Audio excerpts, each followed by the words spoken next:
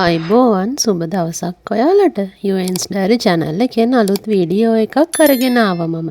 අද කතා කරන්නේ යකඩ නැත්නම් අයන් ගැන. බබාගේ බර වැඩි වෙන්න යකඩ පෝෂකය අත්‍යවශ්‍යයිද? යකඩ පෝෂක හිග වුණොත් බබාට මොකද වෙන්නේ? සහ යකඩ පෝෂක අඩංගු හොඳම ආහාර මොනවද? අද වීඩියෝ එකෙන් අපි මේ දේවල් ගැන කතා කරමු. එහෙනම් වීඩියෝ එකට යන්න කලින් තවමත් මගේ channel එක subscribe කරලා නැති අය ඉන්නවනම් ඉක්මනින්ම subscribe කරන්න. ඒ වගේම අපේ UN's Diary Facebook පිටුව එක්කත් එකතු වෙන්න කියලාත් ආදරෙන් මතක් කරනවා. මගේ බර වැඩි වෙන්න යකඩ පෝෂකය අත්‍යවශ්‍යයිද? ඔව්, සහතිකවම අත්‍යවශ්‍යයි. දැන් ඔයාලට හිතෙන්න පුළුවන් බබාගේ බර වැඩි වෙන්න අත්‍යවශ්‍ය පෝෂණ සංඝටක 3යි. ඒ තමයි කාබෝහයිඩ්‍රේට්, ප්‍රෝටීන් සහ මේදය නම් යකඩ වලින් කොහොමද බර වැඩි වෙන්නේ කියලා. යකඩ වලින් බර වැඩි වෙන්න ඍජු දායකත්වයක් දක්වන්නේ නැහැ. නමුත් බබාගේ ශරීරය තුල හොඳ හිමොග්ලොබින් ප්‍රතිශතයක් පවත්වා ගන්න නම් යකඩ අත්‍යවශ්‍ය වෙනවා. ඒ විදියට හදන හිමොග්ලොබින් නිසා තමයි ශරීරය හොඳින් ඔක්සිජන් ගලා යාම සිදු වෙන්නේ. ඉතින් බබාගේ කෑම රුචිය වැඩි වෙන්න, ක්‍රියාශීලී වෙන්න, ශක්තිය නිපදවන්න නම් ශරීරය තුල හොඳ හිමොග්ලොබින් ප්‍රතිශතයක් පවත්වා ගැනීම අත්‍යවශ්‍යයි. වැදගත්ම දේ තමයි බබාගේ කෑම රුචිය. ගොඩක් අම්මලා කියනවා බබා කෑම කන්නෙම නැහැ, කෑම පේනකොට අඬනවා, දවසම බඩගින්නේ ඉන්නවා. කොච්චර හොඳ කෑම දුන්නත් බර වැඩි වෙන්නෙම නැහැ වගේ ගැටලු රාශියක් අම්මලට තියෙනවා. බබාට අපි දෛනිකව යකඩ අඩංගු ආහාර ලබා දෙන්න ඕන. බබා බරෙන් වැඩි බෝල බබෙක් කරන්න නෙමෙයි අපි යකඩ ලබා දිය යුත්තේ. එයාලගේ මොළයේ වර්ධනයට, ශරීරයේ හිමොග්ලොබින් වැඩි කරගන්න, ක්‍රියාශීලීව ඉන්න වගේම ලෙඩ රෝග වලට ඔරොත්තු දීමට හැකි ආකාරයේ ප්‍රතිශක්ති කරන පද්ධතියක් ශරීරය තුල ගොඩනගා ගැනීමටත් අපි බබාට යකඩ අඩංගු ආහාර ලබා දෙන්න ඕන. ඒ වගේම අපි යකඩ අඩංගු ආහාර ලබා දෙන විට මේ ගැන අවධානය යොමු කළ යුතුමයි. එහෙම නැති වුණොත් දරුවා යකඩ ඌනතාවය කියන රෝගය, එහෙම නැත්නම් ඇනමියා කියලත් කියනවා, එම රෝග තත්ත්වයට මුහුණ පාන්න පුළුවන්. ඒ තුලින් දරුවා දිගින් දිගටම ආහාර ප්‍රතික්ෂේප කරනවා. ඒ වගේම නිතර විවිධ ලෙඩ රෝගවලට ගොදුරු වෙනවා. ක්‍රියාශීලීව දෛනික ක්‍රියාකාරකම් තුල නිරත වෙන්න හැකියාව නැති වෙනවා. වගේම බබා සුදුමැලි වෙන්නත් පුළුවන්. ඒ වගේම අලස ගතියක් දක්වන්නත් පුළුවන්. මේ සියල්ලටම වඩා පැහැදිලිවම පෙනෙන දේ තමයි වයස අනුව උසට සරිලන බරක් නොමැති වීම, නැත්නම් උග්‍ර අඩු බරට පත්වීම. ඉතින් මේ තත්ත්වය අම්මලා විදියට අපිට දරා ගන්න පුළුවන් තත්ත්වයක් නම් නෙමෙයි. වර්තමානයේ අපේ රටේ බබාලා ගොඩක් දෙනෙක් මේ යකඩ ඌනතාවයට මුහුණ පානවා. ඒකට ප්‍රධාන හේතුව ආර්ථික අපහසුතාවය පමණක්ම නෙවෙයි. දරුවා සෞඛ්‍ය සම්පන්න ආහාර රටාවකට පොඩි කාලේ ඉඳන්ම පුරුදු පුහුණු නොවීම කියලා තමයි වෛද්‍යවරුන් සහ සෞඛ්‍ය අංශයේ උදවිය පවසන්නේ. මේ යකඩ සහ අත්‍යවශ්‍ය කණජ ලවණ හිගයට, එහෙම නැත්නම් යකඩ ඌනතාවයට පිළියමක් විදියට මොනවද අපිට කරන්න පුළුවන්? චූටි බබෙකුට අමතර ආහාර ආරම්භ කරන්න කියලා සම්මතයේ තියෙන්නේ මාස 6ෙන්. ඉතින් චූටි පැටව් අම්මගේ බණ්ඩියේ ඉඳලා එළියට ආවට පස්සේ මුල් මාස 6ක් යනතුරු අම්මගෙන් බබාට ලැබුණු යකඩ සහ කණජ ලවණ සංචිතයක් තියෙනවා. මාස 6ක් ගත වෙද්දී ඒ සංචිතයේ වේගයෙන් අවසන් වෙනවා. ඒක සිදු වෙන්නේ බබා ඉක්මනින් වර්ධනය වෙන නිසා. බබා ඉක්මනින් වර්ධනය වෙද්දී විශාල වශයෙන් යකඩ වැය වෙනවා. මෙතනින් වැඩිම අවදානමට මුහුණ පාන දරුවන් කොට්ටාශ 3ක් ඉන්නවා. ඒ තමයි අඩු මාස ගණනකින් උපන්, එහෙම නැත්නම් නොමේරූ ලදරුවන්. අංක 2 තමයි අඩු උපත් බරක් සහිත දරුවන්. ඒ වගේම අංක 3 තමයි යකඩ අඩංගු ආහාර නිසි පරිදි නොලැබෙන දරුවන්. ඉතින් එහෙනම් අම්මලා විදිහට අපි කරන්න ඕන වැදගත්ම දේ තමයි මාස 6ෙන් අමතර ආහාර ආරම්භ කරලා 7 වෙනි දවසේදී බබාගේ කෑම වේලට හාල් මැස්සන් කුඩු එකතු කරන්න ඕන.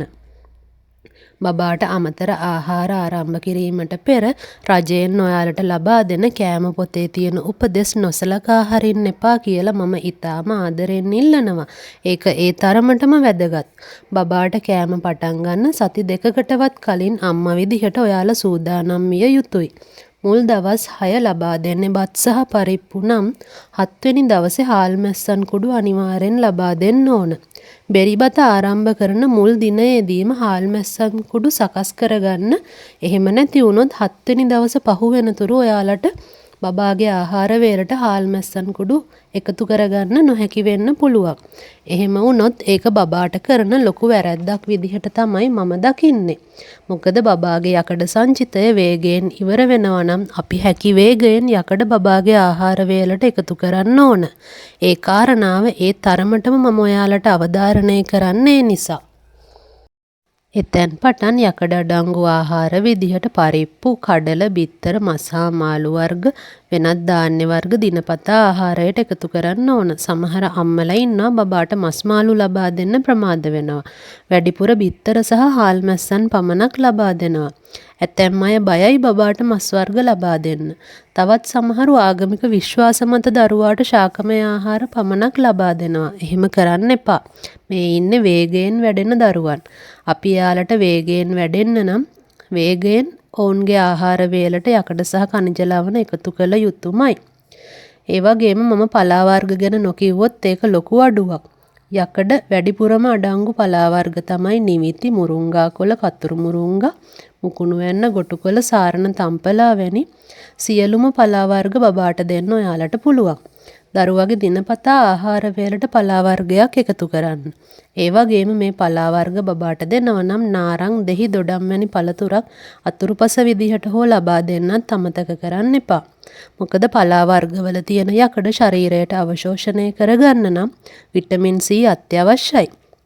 ඒ වගේම යකඩ සහ khනිජ ලවණ අඩංගු ආහාර දරුවාගේ ආහාර වේලට ඔයාලා එකතු කරන විට අධික ලෙස කැෆේන් අඩංගු තේ, කෝපි වැනි පාන වර්ග කිසිසේත්ම දරුවාට ලබා දෙන්න එපා. එහෙම වුණොත් බබාට අපි ආහාර විදිහට ගොඩක් අමාරුවෙන් ලබා දීපු යකඩ ටික ඊටාම ඉක්මනින් විනාශ වෙලා යනවා මේ තේ සහ කෝපි වල අඩංගු කැෆේන් නිසා. ඉතින් අවුරුදු 12ට අඩු දරුවන්ට තේ, කෝපි වැනි පානයන් නුසුදුසුයි කියලා තමයි වෛද්‍යවරුන් නිර්දේශ කරන්නේ. ඒ වගේම වර්තමානයේ වෙන විට ලංකාවේ දරුවන් තුළ මේ යකඩ උණතාවය කියන තත්ත්වය ඊටාම සුලභව තියෙන නිසා රජයෙන් එම කුඩා දරුවන්ට ශුද්‍ර පෝෂක පැකට්ටුවක් ලබා දෙන්න පෙළඹිලා තියෙනවා. යකඩ කුඩු පැකට් කියලා ඔයාලා හඳුන්වන එක ගැන තමයි මම මේ දැන් කියන්න යන්නේ. විවිධ ආර්ථික අපහසුතා තියෙන උදවියටත් කාර්ය බහුලත්වයත් සමග දරුවාට යකඩ අඩංගු ආහාර නිරන්තරයෙන් ලබා දීම මගහැරෙන අම්මලාටත් මේ අඩුපාඩුව සපුරා ගන්න විශාල උපකාරයක් වෙනවා මේ ශුද්‍ර පෝෂක පැකට් එක. එහෙම නැත්නම් යකඩ කුඩු පැකට් එක. ඇත්තටම බබාට දිනපතා ආහාර වේලට මේක එකතු කරන්න ඔයාලට පුළුවන්. මේක ලබා දෙන්න අකමැති කෙනෙක් ඉන්නව නම් බබාගේ දිනපතා වේලට කොළපාට එළවලුවක්, පලා වර්ගයක්, මාළු වර්ගයක්, ඒ වගේම විටමින් C අඩංගු පළතුරක් ලබා දීම අත්‍යවශ්‍යයෙන්ම කළ යුතුයි. අම්මා කෙනෙකුට කරන්න බැරි වෙන්න පුළුවන්. ඔයාලා හොඳ අම්මලා නෙවෙයි කියලා නම් නෙවෙයි මම මේ කියන්නේ. වරදවා වටහා ගන්න එපා. රැකියාවත් එක්ක කාර්යබහුල වෙද්දි දිනපතා කොළමැල්ලුම් හදලා බබාලට කවන්න බැරි අම්මලා ඇති. ඒ ගැන ඔබ නිරන්තරයෙන් දුක් වෙනවත් ඇති. ඉතින් මේ පෝෂක පැකට්ටුව ආහාරයට එකතු කරන්න ඔබට ඒ අවශ්‍යතාවය සපුරා ගන්න පුළුවන්. මමත් මගේ බබාට මේ ශුද්‍ර පෝෂක පැකට් එක ලබා දුන්නා. ශුද්‍ර පෝෂක පැකට් ආහාර වේලට එකතු කරන විට බබාට කවන අවස්ථාවේදීම එය එකතු කරලා පළවෙනි කටට දෙකට ඒ ටික කවා ගන්න කියලා තමයි අපිට උපදෙස් දෙන්නේ. මේ ශුද්‍ර පෝෂක පැකට් ශ්‍රී ලාංකික දරුවන්ට ලැබුණු විදේශ ආධාරයක්. ඉතින් මේ පැකට්ටු වල අඩංගු කල්ලිකුත් වීමේ දින පිළිබඳ අම්මලා විදියට ඔයාලා සැලකිලිමත් වෙමින් දරුවාගේ ආහාර වේලට බය නැතුව මේ දේ එකතු කරන්න කියලාත් මම මතක් කරනවා.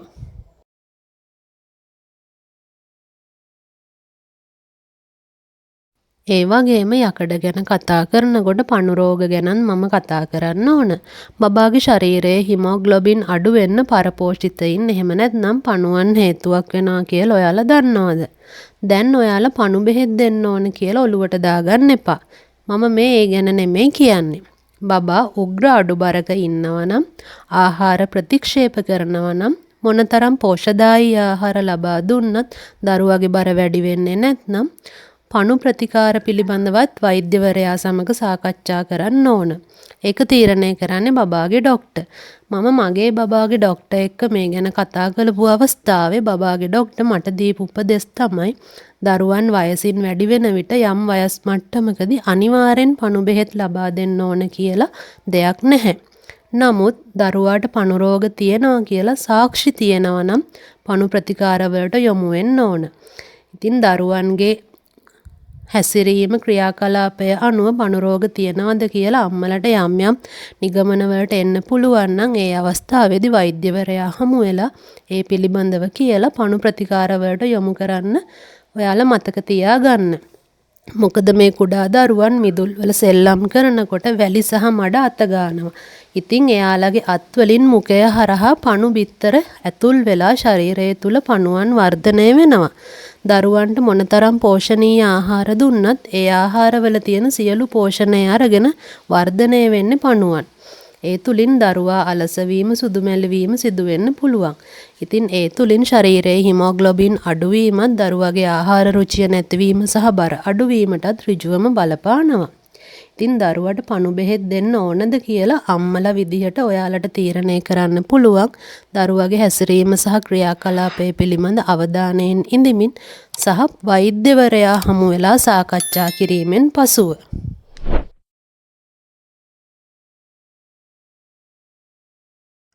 ඔන්න එහෙනම් බබාගේ බර වැඩි කරන්න යකඩ සහ අත්‍යවශ්‍ය කණජ ලවණවල කාර්යභාරය ගැන තමයි මම අද වීඩියෝ එකෙන් කතා කළේ. ඔයාලගේ චූටි පැටවුන්ට පුළුවන් හැම වෙලාවෙම අලුත් එළවලුවක්, පලා වර්ගයක්, පළතුරක් ආහාරයට එකතු කරන්න ඔයාලා උත්සාහ කරන්න. ඒකේ වටිනාකම දවසක ඔයාලට හොඳින් වැටහෙවි. එහෙනම් තවත් අලුත් වීඩියෝ එකක් අරගෙන තවත් දවසකදී මම ඔයාලා හමුවට එන්නම්. ඔයාලට සුබ දවසක්.